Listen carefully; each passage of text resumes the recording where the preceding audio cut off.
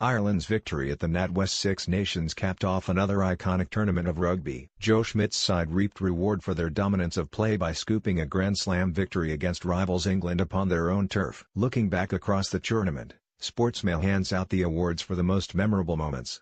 Quote of the tournament: James Haskell on his Irish Lions friend Taig Furlong, "He was a great hugger. I shared a room with him and I was obviously looking a bit tired, so he asked if I wanted a hug. I said, 'Come on then,' and it was just a really nice hug. Then I put my clothes back on." Shot in a million. Ireland wouldn't have claimed a Grand Slam without Johnny Sexton's miracle drop goal in Paris. The visitors ground their way through 41 phases to set up the chance, but it was too far out. It had to be too far out. It wasn't too far out. It was a wonder strike by Sexton.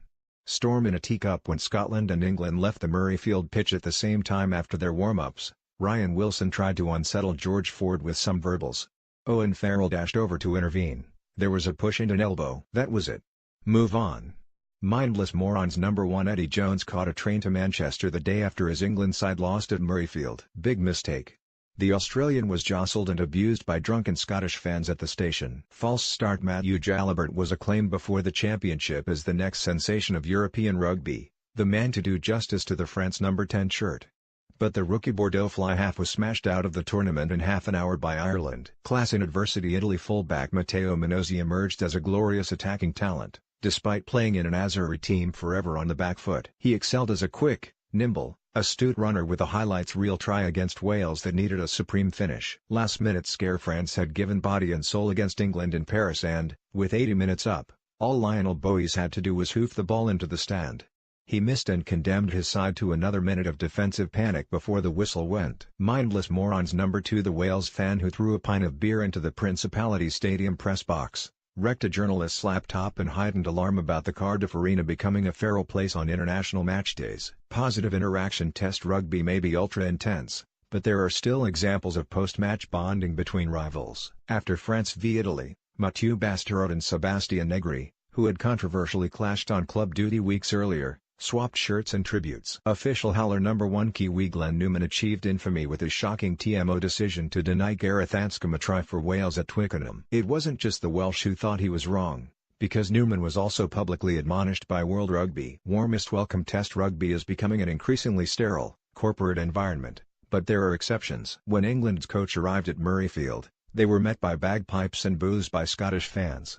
It was a vivid spectacle. Poetry in motion. Finn Russell was red-hot against England, the Scotland number 10 producing one act of artistry which defied belief. His daring, looping pass to send Hugh Jones clear in the build-up to Scotland's second try was one of the greatest in living memory. Official howler. Number 2 Poor Marius van Westhuizen was the victim of a shambolic oversight which led to Irish protests. The South African official refereed an England training session last week, as agreed by World Rugby, so lost his appointment as an assistant referee for England v Ireland. UN Prize for Diplomacy. Eddie Jones rattled a few cages as usual. First, the England head coach called out Wales fly half Rhys Batchel and captain Alan Wynne-Jones, then he blasted the media for criticising Mike Brown, before dropping his fullback.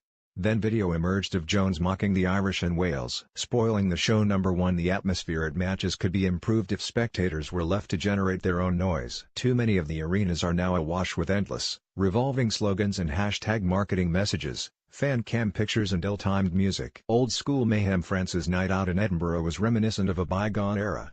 First, there were rumors of a brawl, then police grounded their flight to question players amid claims of sexual assault, before ruling no crime had been committed. Coach Jacques Brunel dropped 9 players, some of whom tried to argue that facial wounds were caused by falling into bedside table lamps. Cruelest landmark. Sergio Paris is one of the finest forwards in this or any era, so it seems wrong that the talismanic Italian number 8 reached a century of test defeats when Conor O'Shea's side were narrowly beaten by Scotland in Rome on Saturday. Spoiling the show. Number 2 Tournament officials should step up efforts, urgently, to ensure greater support from the train networks and improvement of station access and facilities. Cardiff suffers most from this issue, but Twickenham isn't much better. These logistical factors are important. Dubious paint job. The RFU arranged for Twickenham's line markings to be turned blue for the clash with Ireland, due to snow on Saturday.